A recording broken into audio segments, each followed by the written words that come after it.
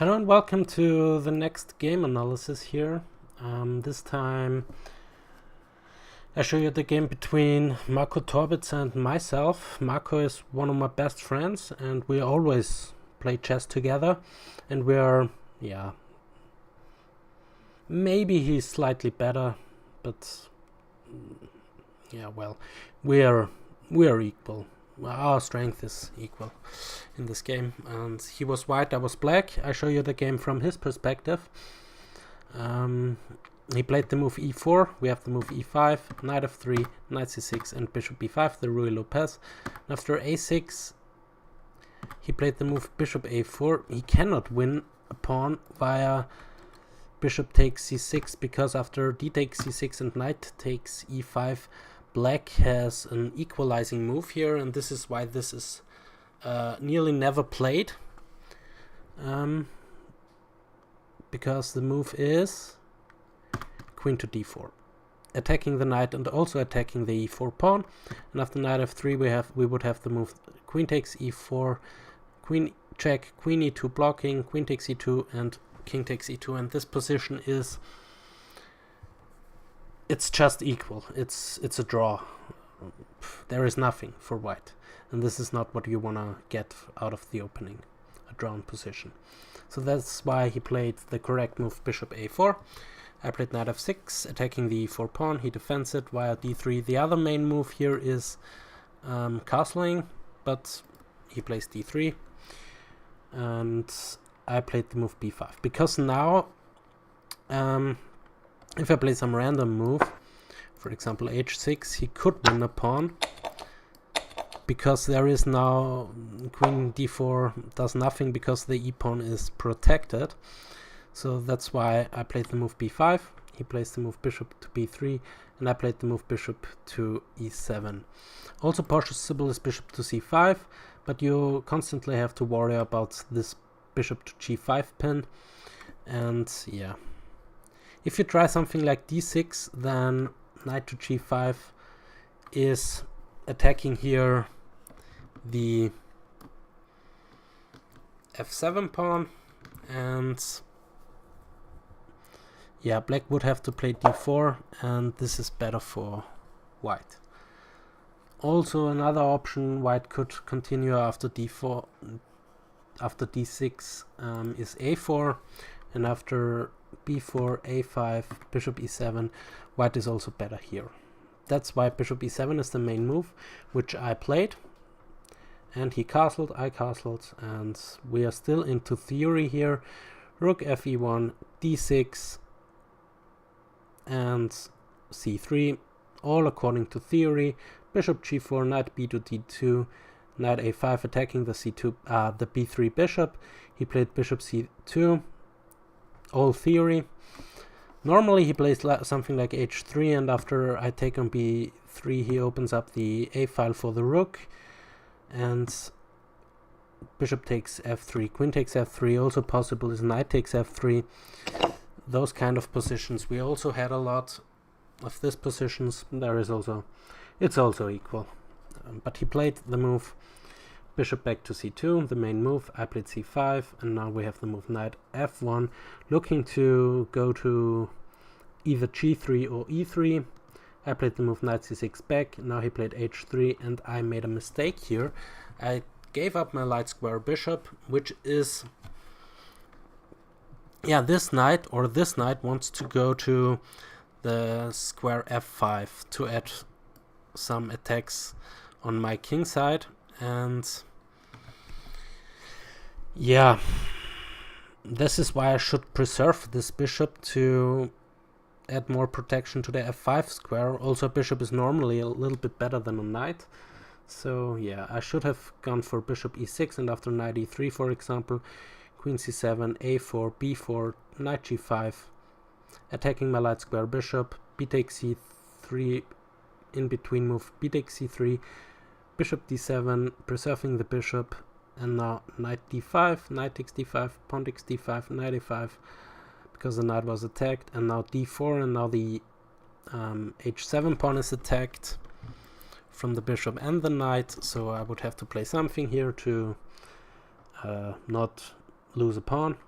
with check, and f5 would have been the best move, and this position is maybe slightly better for white, but it's around equal. I played the move bishop takes f3, he played queen takes f3, and now I played d5. H6 also leads to an advantage for white. After a4, b4, knight g3, the knight goes to f5, and I have no bishop to exchange it for this very strong knight, so this knight stays here for a longer time, and there are maybe some checkmate threats here or some sacrifices. There is a lot of possible stuff. Some also d4 maybe, followed by e5, opening up this bishop. So there is a lot of attacking potential for white. So is after d5, there is also a lot of attacking potential for white. He played the move e takes d5. Knight g3 would have been more precise and would have led to an advantage for white. For example, g6, stopping knight f5. Now bishop h6 attacking the rook. Rook e8, e takes d5, queen takes d5, and knight to e4. Knight takes e4, rook takes e4, knight to a5, and queen g3 attacking my e5 pawn, and bishop d6 defending. Yeah, this is slightly better for white, and yeah, black would have to fight, but yeah, it's holdable. d5, e takes d5 he played, and now queen takes d5, and now he went for the queen exchange for the endgame. Queen g3 followed by rook d8 and bishop h6 threatening mate. The pawn is pinned to the king, and now mate is threatened, so I would have to play knight to e3 to defend the mate. And yeah, again, as I said before in the other variation, white has a slight advantage but nothing to write home about. Well, black can hold this, so yeah. But the endgame is also slightly better for white. Knight takes d5, and now we have to move knight e3, and after knight f4 we have to move knight f5, bishop g6, g5, and now if white wants something, he has to play d4 because it's opening up the bishop, and maybe white gets a passed pawn. After g6 attacking the knight, d5 attacking black's knight, the knight hops to a5, and now knight g3, and white has a beautiful passed pawn here on the d-file, and the poor bishop is now very strong here on this diagonal. So this is better for white, but black can hold this. We have bishop takes f4 instead, and now I played bishop takes f4. After e takes f4 it would be a dead draw. For example, knight d6, rook a7, a3, bishop e7 attacking the knight, knight e4. This is a draw. After bishop takes f4, white could again gain something by playing d4. Again, this move you always want to play in the Rui. d4 is the move if the bishop is on c2. If you don't give it up before,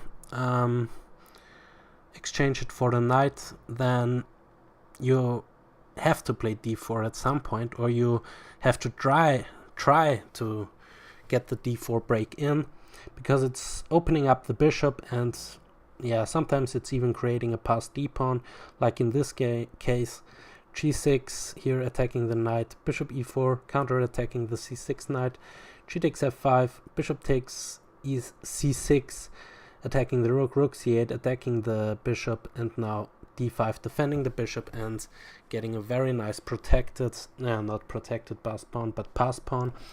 And this is the reason why white is slightly better there. But he played g3, I played the strongest move, bishop to d2. Now it's equal. He played also the strongest move, rook to e2. I played the bishop back to g5, he played h4 attacking my bishop. I went to f6 to add more protection to my e5 pawn. He played the move rook a to d1, trying to get d4 in. I played rook a to d8. And stopping this, he played bishop to b3, getting the bishop to a better diagonal. Now rook to d7, also the strongest move, and now he played g4, which is a good move. Black could maybe get something after g4, but I think it's still a draw. a4 would have been more precise. After knight f5, bishop back to c2, b4, rook e4, threatening to take the b pawn, and now rook b8 defending, and this is equal. But he played the move g4, I played g6, and after knight h6 check, I played the move king to g7, and he defended his knight while attacking my bishop, and I played the strongest move, bishop to d8. It was not possible to ignore this, because after rook to d8, adding some pressure to the d3 pawn, he would win immediately via knight takes f7, rook takes f7, bishop takes f7, king takes f7, and now g takes f6, and he's up the exchange, and this is winning for white. So this is what I calculated, so that's why I played bishop back to d8, which is the strongest move, with some plans of putting the bishop to b6 to add some pressure to the f2 pawn, because my plan was to push f6 to undermine the knight and open the f file and maybe sometime attack the f2 pawn, which was possible in one variation I will show you later, and there I could have gotten some advantage, but I think this position is just a draw. a4 he played, I played f6 as planned, and now a takes b5 in between move, attacking my knight, a takes b5, and now knight g4, because he cannot take my f6 pawn because his knight would hang, and this is bad. He also cannot really ignore this, because if I take, he takes, I take with the bishop, and then I'm up a pawn, so he played the move knight g4. So I took on g5, and he took on e5. Better was to take back here, and only after I take on g5, taking on e5, this maybe black is a little bit better, but it's a draw. I think it's a draw. But he took on e5, and now I could get some advantage. After knight takes e5, rook takes e5, I played the move c4, and this is now again a draw. But I think also after g takes h4, rook takes c5, I missed this. That's, yeah, now my idea, from which I always had in mind while playing this game, works, because I have the move bishop b6 attacking the rook, and this is the point. And now he takes on b5, I take on f2 with check, he plays king h1, and I play rook e7, and yeah, we both have 3 passed pawns, and it's opposite colored bishops, but my h-pawn, one of my h-pawns, is more advanced than his pawn, so, and his king is more open, so maybe black can get something out of this, but I don't think so. I think this is still a draw. But I played c4, and now it's really a dead draw. The last couple of moves are d takes c4, rook takes d1, bishop takes d1, b takes c4, h takes g5, and now the move I had to see before, or I saw before, is rook f5, forcing an exchange of rooks, and now he cannot keep his extra pawns. He tried it. He played f4, trying to defend his extra pawn, but I attacked his f4 pawn, and he cannot defend it. And now he attacked my c pawn. I took his f pawn. He took my c pawn. I took his g pawn. He played king f1. I attacked his b pawn. He played b3. I attacked his c pawn. He attacked my f pawn. I took his c pawn. He took my f pawn. I played h6, and in this position we agreed a draw. And yeah, what can I say about this game? It was a well played Ruy Lopez. We played it without clock, but I think the game took like 15 minutes. So it's something between a blitz game. It was something between a blitz game and a rapid game. So yeah, but it was a good game. I really liked this game, and it was a correct draw. There were no big mistakes here made by either side. We both had chances here, but in the end it was a draw and a good game. So see you next time, and ciao.